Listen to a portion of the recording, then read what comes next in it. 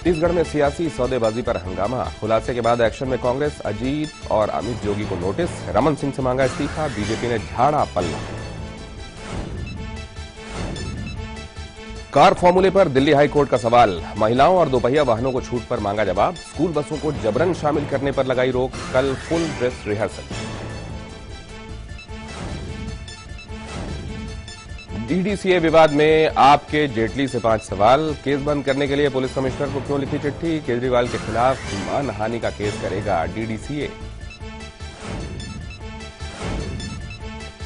राज्यसभा के अगले चुनावों से बीजेपी को उम्मीद। बजट सत्र के बाद जीएसटी बिल करा सकती है पास। जेटली का बयान, जून 2016 से जीएसटी हो सकता है लागू। जासूसी के जाल पर गृह मंत्रालय का रक्षा मंत्रालय को खत। आईएसआई के चंगुल में पूर्व सैनिकों के फंसने पर जताई चिंता। आधा दर्जन सैन्य अफसरों और 2000 जवानों पर रखी जा रही है नजर।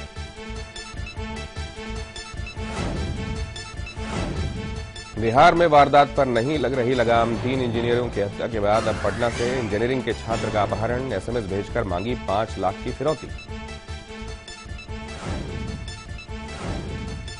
अलगाववादी नेता हासिया अंद्राबी पर आईएस में शामिल होने के लिए 3 लोगों को भेजने का आरोप।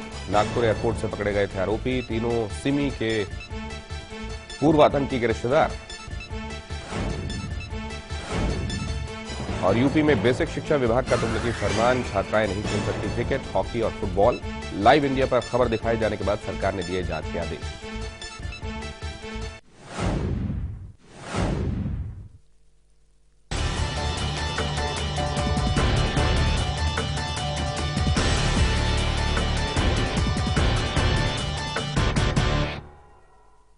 एक साल में 55 दिनों में 18 देशों की विदेश यात्रा कर प्रधानमंत्री नरेंद्र मोदी ने खूब सुर्खियां बटोरी। विदेश यात्रा की शुरुआत उन्होंने पड़ोसी देश भूटान से की। इसके बाद जापान, ब्राजील और अमेरिका के दौरे की भी खूब चर्चा रही। हाल ही में उन्होंने काबुल से लाहौर अचानक पहुंचकर सबको आश्चर्यचकित कर दिया। इस यात्रा के बाद मोदी न केवल देश बल्कि पूरी दुनिया में एक रॉक स्टार की तरह छा गए।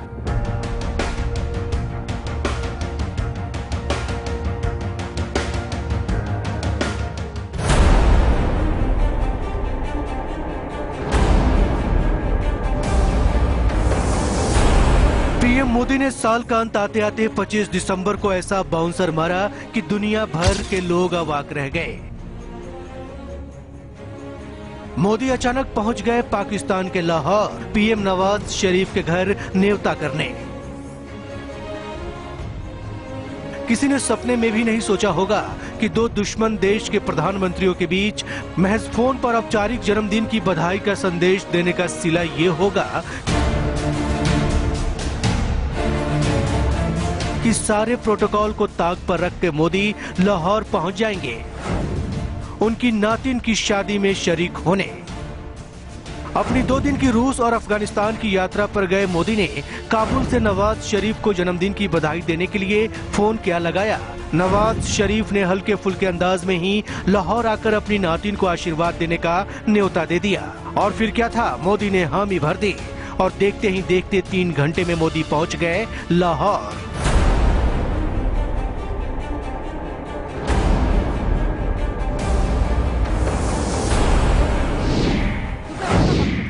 देश की मीडिया प्रधानमंत्री नरेंद्र मोदी के भारत लौटने का इंतजार कर रही थी। तभी अचानक खबर आती है कि प्रधानमंत्री काबुल से लौटते वक्त कुछ देर पाकिस्तान में रुकेंगे। प्रधानमंत्री का विमान लाहौर एयरपोर्ट पर लैंड करता उससे पहले पाकिस्तान के तमाम आला अधिकारी और खुद प्रधानमंत्री नवाज शरीफ उनकी अगवानी के लिए लाहौर एयरपोर्ट पर पहुंचे। प्रधानमंत्री के पाकिस्तान में हुए इस अचानक दौरे पर जहां विशेषज्ञों ने इसे कूटनीति का मास्टर स्ट्रोक बताया, वहीं बीजेपी ने नरेंद्र मोदी को स्टेट्समैन बताया। लेकिन कांग्रेस, जो कि विरोधी है, वो अपने ही तरीके से प्रधानमंत्री नरेंद्र मोदी पर हमला बोलती रही। लेकिन इस दौरे के दौरान प्रधानमंत्री को पूरी दुनिया एक रॉक स्टार की तरह से देखती रही। यही वजह थी कि मोदी के पाकिस्तान पहुंचते ही देश में युवा कांग्रेस ने उनके खिलाफ प्रदर्शन किया। उनके पोस्टर तक जलाए गए। ये बहुत ही एक स्टेट्समैन लाइक उनकी डिसीजन है और इस जेस्चर से जो एक वातावरण बना है, डायलॉग का प्रोसेस जैसे आप जानते हैं शुरू हो चुका है बातचीत हो चुकी है और उस प्रोसेस में इसका एक बहुत ही बड़ा महत्व रहेगा। हमें पूरा यकीन है कि दोनों मुल्कों में और सारे माहौल में एक बहुत ही इसका एक पॉजिटिव इम्पैक्ट होगा। मुझको कुछ समझ में नहीं आता है। कोई 3 ही महीने पहले सितंबर महीने में वो नवाज शरीफ जी से हाथ मिलाने को तैयार नहीं थे संयुक्त राष्ट्र पर। अब अचानक उनके यहां पहुंच जाते हैं। तब बताया गया था कि पाकिस्तान के साथ हम रिश्ते कैसे बना सकते हैं, जबकि टाइगर मेमन को हिफाजत दी जा रही है वहां, जबकि दाऊद इब्राहिम वहां रह रहा है, जबकि लखवी को इधर उधर घूमने की इजाजत दी गई है, जबकि हाफिज सईद के मुंह नहीं बंद कर रहे हैं, जबकि क्रॉस बॉर्डर वायोलेशंस चल रहे हैं। इतने लंबे एक लिस्ट बनाया कि हम पाकिस्तान के साथ रिश्ते कायम नहीं कर सकते हैं। मोदी नवाज की नातिन की निकाह में शरीक हुए, आशीर्वाद दिया। नवाज की मां का पैर छूकर आशीर्वाद लिया और वापस हो गए। लेकिन इन सबसे इंटरनेशनल और राष्ट्रीय मीडिया में मोदी छा गए। पीएम मोदी के पाकिस्तान दौरे को एक अनौपचारिक दौरे के तौर पर देखा जा रहा था। मौका नवाज की नातिन की शादी का था, लेकिन 25 दिसंबर यानी कि जिस दिन मोदी पाकिस्तान गए उस दिन पाक पीएम नवाज शरीफ का जन्मदिन भी आता है। ऐसे में पीएम के दौरे को पाकिस्तान के पीएम नवाज शरीफ को जन्मदिन पे तोहफे के तौर पर भी देखा जा रहा था। मोदी के भारत आते ही देश में भी उनका उतना ही जोरदार स्वागत हुआ।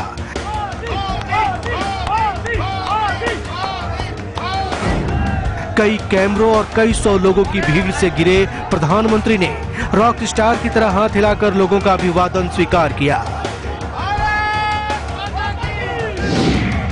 टेक्नोलॉजी के क्षेत्र में आप लोगों ने जो कमाल करके दिखाई है,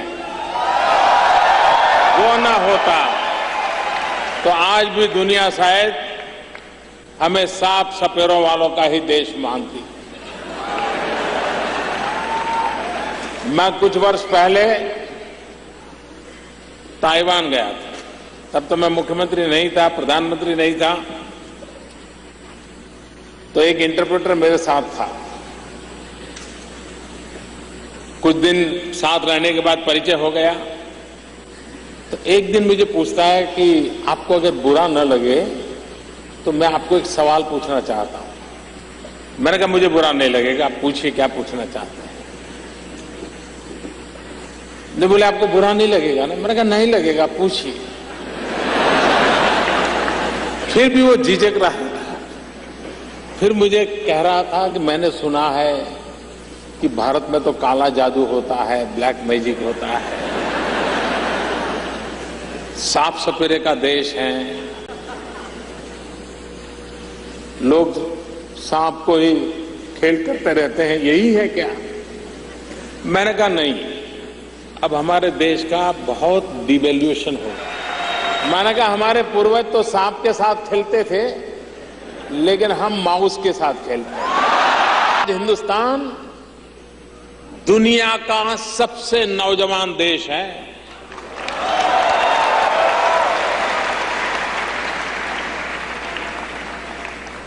दुनिया की सबसे पुरातन संस्कृति वाला देश और दुनिया का सबसे नौजवान देश।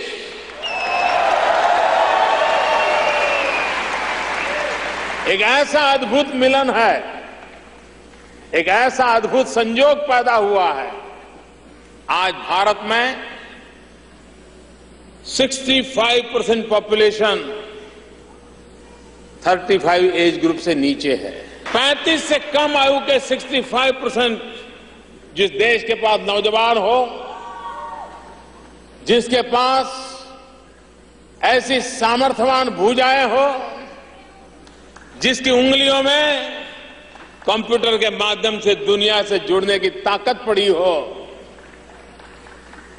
जिस देश का नौजवान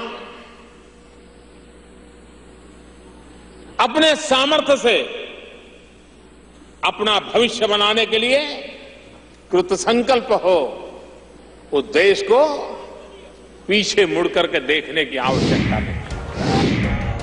इस साल मोदी की सबसे चर्चित विदेश यात्रा 7 दिन की अमेरिका यात्रा रही। मोदी बतौर पीएम यूनाइटेड नेशन में हिस्सा लेने पहुंचे थे, जहां उन्होंने साफ कहा कि भारत एक बार फिर विश्व गुरु की भूमिका अदा करने के लिए तैयार है और संयुक्त राष्ट्र सुरक्षा परिषद में अस्थायी सदस्यता देने में देरी न करने की पुरजोर वकालत की। शांति का झंडा उठा करके चलने वाला ये देश, शांति के लिए जीने मरने वाला ये देश यूनाइटेड नेशन में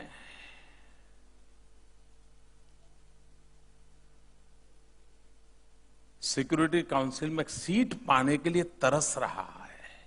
दुनिया से मैं आग्रह करूंगा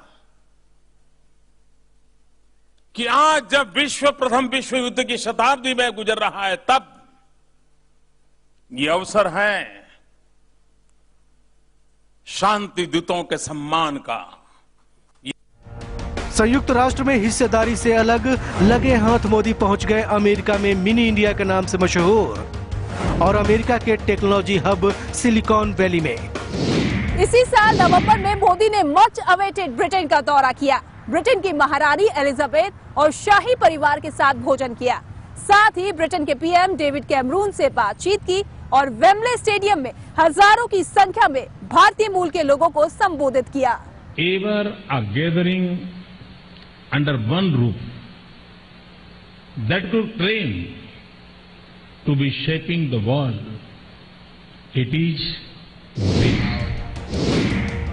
जहां वो फेसबुक चेयरमैन मार्क जुकरबर्ग और गूगल के भारतीय सीईओ सुंदर पिचाई और माइक्रोसॉफ्ट के भारतीय मूल के सीईओ सत्या नाडेला से मिले और सोशल मीडिया की ताकत को करीब से समझा और जाना। साथ ही अपने अंदाज और अदा से वहां भारतीयों का दिल जीतने में उन्होंने कोई कसर नहीं छोड़ी। मोदी के ब्रिटेन दौरे के वक्त उनका प्रभाव इस कदर दिखा कि ब्रिटिश पीएम कैमरून भी भारतीय रंग में नजर आए। Namaste, Wembley. उनकी पत्नी साड़ी पहनकर भारतीय रंग में ढलती नजर आई। मोदी का जादू ब्रिटेन के प्रधानमंत्री डेविड कैमरन पर भी इस तरह छाया कि उन्होंने हिंदी में हजारों लोगों की भीड़ के सामने मोदी का नमस्ते करके स्वागत किया। लेकिन इस पूरी यात्रा का रंग उस वक्त थोड़ा सा फीका पड़ गया जब एक ब्रिटिश पत्रकार ने असहिष्णुता का मुद्दा उठाकर सबको चौंका दिया, जिसके लिए विदेश मंत्रालय के अधिकारियों को पीएमओ ने खूब खरी खोटी भी सुनाई। मोदी की लंदन यात्रा के दौरान ही एक और बड़ा वाकया हुआ और वो था फ्रांस में बड़ा आतंकवादी हमला जिसने पूरी दुनिया को हिलाकर रख दिया। मोदी ने तुरंत सामने आकर बयान दिया और कहा कि दुख की इस घड़ी में भारत फ्रांस के साथ खड़ा है। तो दुख की इस घड़ी में फ्रांस के साथ खड़े होकर प्रधानमंत्री नरेंद्र मोदी ने ये बता दिया कि हमें फ्रांस और उसके नागरिकों की कितनी चिंता है। लेकिन दुनिया जीतने का नरेंद्र मोदी का ये सिलसिला यही नहीं थमा। अब बारी थी G20 देशों के सामने ये बताने की कि दुनिया में भारत की क्या ताकत और योगदान है। लेकिन रुकेंगे हम यहाँ एक छोटे से ब्रेक के लिए और ब्रेक के बाद आपको बताएंगे कि किस तरह से G20 सम्मेलन में एक रॉक स्टार की तरह से छा गए प्रधानमंत्री नरेंद्र मोदी।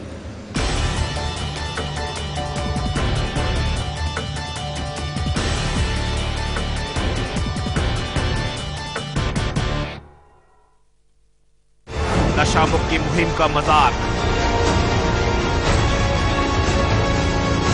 अपराध से बर्बाद बिहार,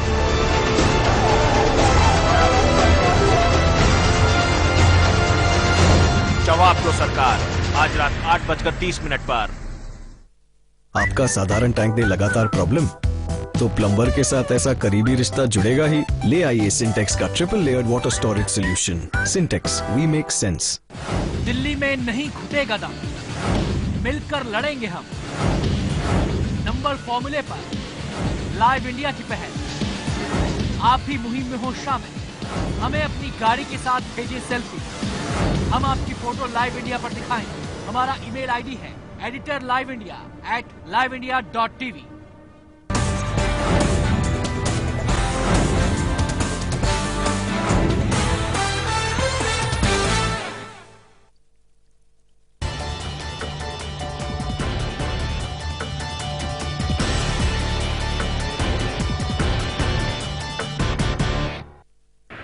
से 30 सितंबर को संयुक्त राष्ट्र की बैठक में भारत का डंका बजाने से पहले मोदी ने G20 में भारत की ताकत दिखाई। 15 से 16 सितंबर को G20 की बैठक में हिस्सा लेने के लिए मोदी तुर्की पहुंचे। हालांकि इस बैठक में फ्रांस के राष्ट्रपति को भी पहुंचना था, लेकिन हाल ही में फ्रांस में हुए आतंकी हमलों के कारण वो इस बैठक में नहीं पहुंच पाए। 14 नवंबर को पीएम मोदी का प्लेन तुर्की में लैंड हुआ। इसके अगले दिन G20 की बैठक होने वाली थी। इस बैठक में अमेरिका, रूस और चीन जैसे देशों के राष्ट्रपति शामिल थे, लेकिन पीएम मोदी ने पहले से सारी तैयारियां कर ली थीं। तुर्की के अंताल्या में प्रधानमंत्री नरेंद्र मोदी ने G20 देशों के शिखर सम्मेलन में हिस्सा लिया। इस सम्मेलन को पर्यावरण सम्मेलन होना था, लेकिन पेरिस पर आतंकी हमले के बाद मुख्य ध्यान आतंकवाद और IS से लड़ने पर रहा। पीएम मोदी ने भी ISIS को लेकर भारत का पक्ष दुनिया के सामने खुलकर रखा। इसी साल 16 और 17 अगस्त को पीएम मोदी UAE के दौरे पर थे। भारत के रॉकस्टार प्रधानमंत्री मोदी ने UAE में क्या ऐसा कर दिया जिसने पूरी दुनिया भर में सुर्खियां बटोरी। आखिर UAE पर मोदी का जादू कैसे चला, हम आपको आगे बताते हैं। अगस्त के मध्य में प्रधानमंत्री ने संयुक्त अरब अमीरात का 2 दिवसीय दौरा किया।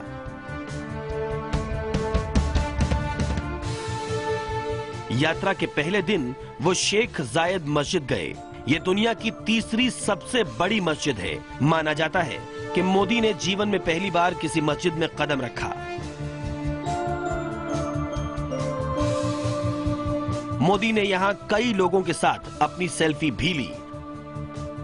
मोदी के अबू धाबी दौरे का असर यह हुआ कि वहां की सरकार ने अबू धाबी में मंदिर बनाने का ऐलान कर दिया। 8 से 10 जुलाई 2015 के बीच पीएम मोदी ने रूस और 5 अन्य एशियाई देशों का दौरा भी किया। साथ ही रूस में पीएम मोदी ने 7वें ब्रिक्स सम्मेलन में भी भाग लिया। 6 जून 2015 को मोदी बांग्लादेश पहुंचे। प्रधानमंत्री शेख हसीना के अलावा वो राष्ट्रपति अब्दुल हामिद से भी मिले। इस दौरान मोदी की शेख हसीना पर महिला होने के बावजूद सफल होने की टिप्पणी आलोचनाओं में घिरी रही।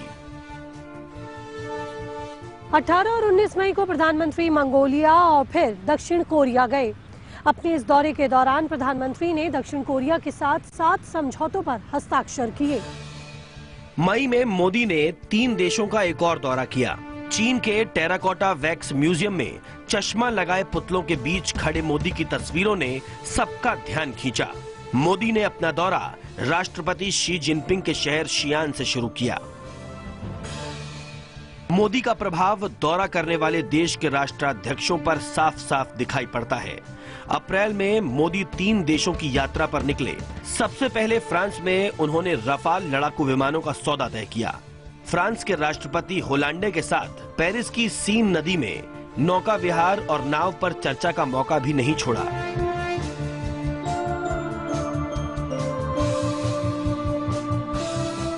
दुनिया भर में मशहूर आईफिल टावर के चारों तरफ घूमकर ली गई होलांडे और मोदी की तस्वीरें सालों तक लोगों के जहन में रहेंगी।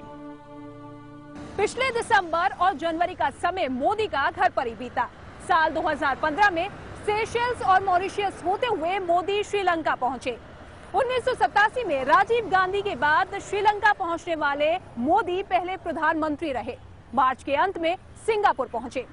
फिलहाल एक छोटे से ब्रेक के लिए रुकेंगे, लेकिन ब्रेक के बाद आपको बताएंगे कि रॉकस्टार मोदी जापान जैसे देश में जाकर कैसे भारत का डंका बजाया।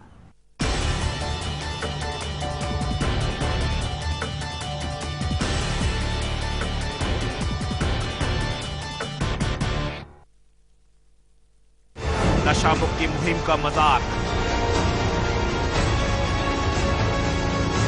अपराध से बर्बाद बिहार।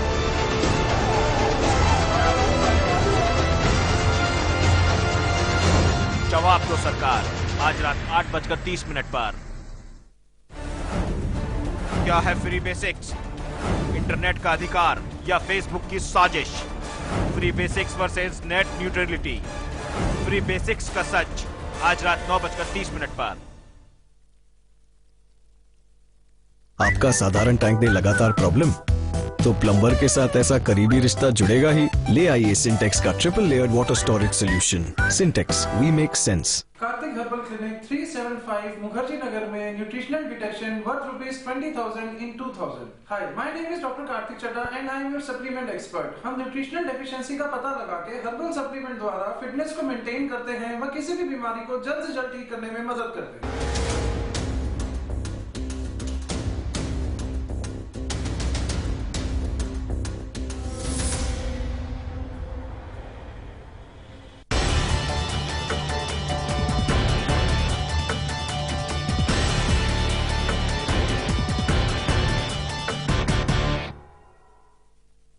मोदी 28 सालों में पहली बार ऑस्ट्रेलिया जाने वाले भारतीय प्रधानमंत्री हैं।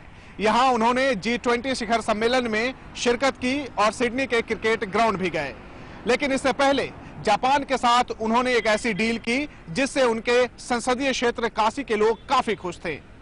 क्या थी जापान के साथ मोदी की डील, हम आपको बताते हैं।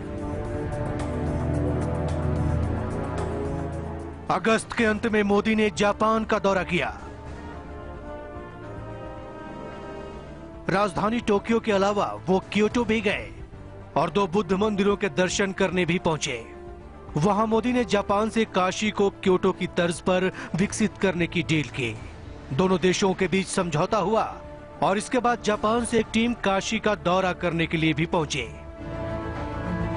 अगस्त 2014 में मोदी नेपाल पहुंचे। संसद में भाषण देने के बाद वे पशुपतिनाथ मंदिर के दर्शन करने पहुंचे। नवंबर में वो सार्क शिखर सम्मेलन के लिए एक बार फिर नेपाल आए। नेपाल एकमात्र ऐसा देश है जहां प्रधानमंत्री मोदी 2 बार जा चुके हैं। जून 2014 से जून 2015 के बीच पीएम मोदी की विदेश यात्राओं पर खर्च हुए 37 करोड़ रुपए। इसमें सबसे ज्यादा ऑस्ट्रेलिया दौरे पर 8 करोड़ 91 लाख रुपए खर्च हुए। इस खर्च के अंदर मोदी के साथ जाने वाले अधिकारियों के रहने, खान पान, उनके गाड़ियों के किराए, इंटरनेट और मोबाइल के बिल के साथ साथ ट्रांसलेटर की फीस भी शामिल है। साथ ही रंगारंग कार्यक्रम करने के अंदर जो पैसा खर्च हुआ वो भी इसी के अंदर खर्च किया गया। इस वीडियो में देखें कि कैसे जर्मनी में बिल्कुल बॉलीवुड अंदाज में लॉन्च किया गया मेक इन इंडिया।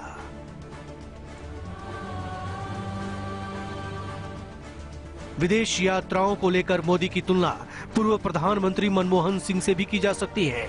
हालांकि दोनों की विदेश यात्राओं की संख्या में बहुत बड़ा फर्क नहीं है। मोदी ने पद संभालने के पहले साल में 18 तो मनमोहन सिंह ने 12 देशों का दौरा किया था।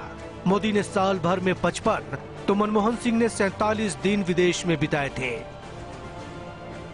मोदी की विदेश यात्रा की तारीफ तो बहुत है, लेकिन आलोचना इस बात को लेकर की जाती है कि वो जिस देश में भी जाते हैं उस देश के साथ हमारे देश का क्या क्या करार हुआ, उसकी जगह मोदी के शोज की ज्यादा चर्चा होती है।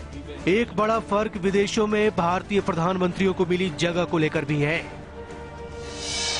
इकोनॉमिक टाइम्स के अनुसार अगर मनमोहन सिंह और प्रधानमंत्री मोदी की अमेरिका दौरे की तुलना की जाए तो 2009 में मनमोहन सिंह की अमेरिका यात्रा के दौरान वहां मीडिया में केवल 8 लेख छपे, जबकि मोदी की यात्रा के दौरान यह संख्या 31 थी। ऐसा इसलिए क्योंकि प्रधानमंत्री नरेंद्र मोदी दुनिया के किसी भी हिस्से में जब बोलते हैं तो सिर्फ भारतीय अखबार, भारतीय टीवी या फिर भारतीय लोग ही उन्हें ध्यान से नहीं सुनते, बल्कि दुनिया उन्हें गौर से सुनती है। दरअसल प्रधानमंत्री नरेंद्र मोदी की शैली ही एक रॉक स्टार की तरह से है। उनके भाषण में भारत को आगे ले जाने का जो विजन है वो न सिर्फ लोगों को नजर आता है बल्कि समझ भी आता है। इसी के साथ हमारी इस खास पेशकश में इतना ही। दीजिए इजाजत और आप देखते रहिए लाइव इंडिया।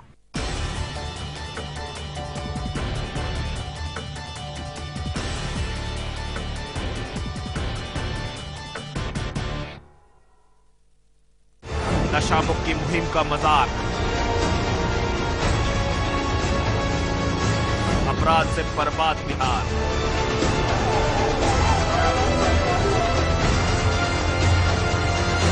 जवाब दो सरकार, आज रात 8:30 पर। क्या है फ्री बेसिक्स? इंटरनेट का अधिकार या फेसबुक की साजिश? Free basics versus net neutrality. Free basics का सच, आज रात 9:30 पर।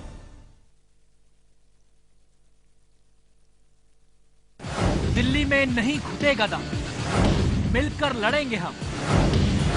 नंबर फॉर्मूले पर लाइव इंडिया की पहल, आप भी मुहिम में हो शामिल।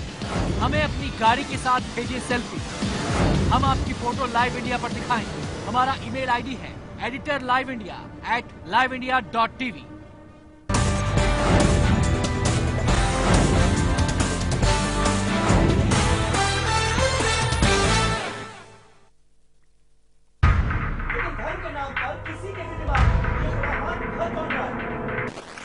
मुझे सीधा जवाब चाहिए। हमारी उत्तर क्या जिम्मेदारी गलती किसकी?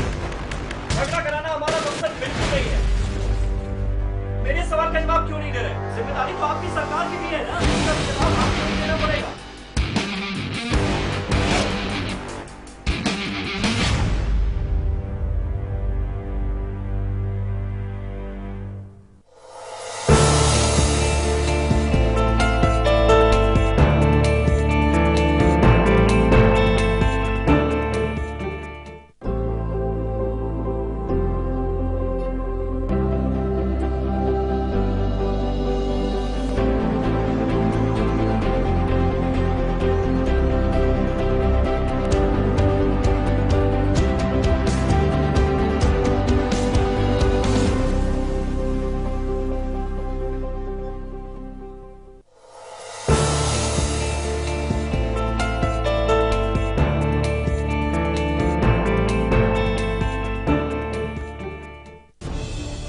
खबरों को देखने का हर किसी का अपना नजरिया होता है। मैं तो सिर्फ सवाल उठाता हूं। आपके सवाल आपकी आवाज बनकर। लाइव इंडिया, खबर हमारी, फैसला आपका।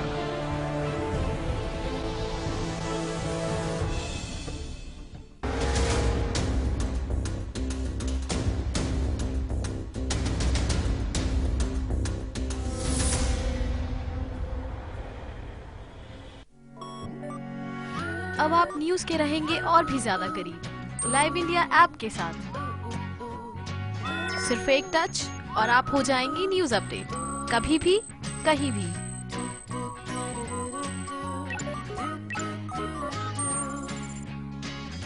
लाइव इंडिया ऐप हथेली पर दुनिया। डाउनलोड करें गूगल प्ले स्टोर और ऐप स्टोर से। खबरों के ताने बाने से दिन भर की चुनी हुई 50 खबरें, हर वो खबर जो सीधे जुड़ी है आपसे। देखिए हमारे साथ लाइव 50 में। दिल्ली में नहीं घुटेगा दम, मिलकर लड़ेंगे हम। नंबर फॉर्मूले पर लाइव इंडिया की पहल, आप भी मुहिम में हो शामिल। हमें अपनी गाड़ी के साथ भेजिए सेल्फी, हम आपकी फोटो लाइव इंडिया पर दिखाएंगे। हमारा ईमेल आईडी है editorliveindia@liveindia.tv।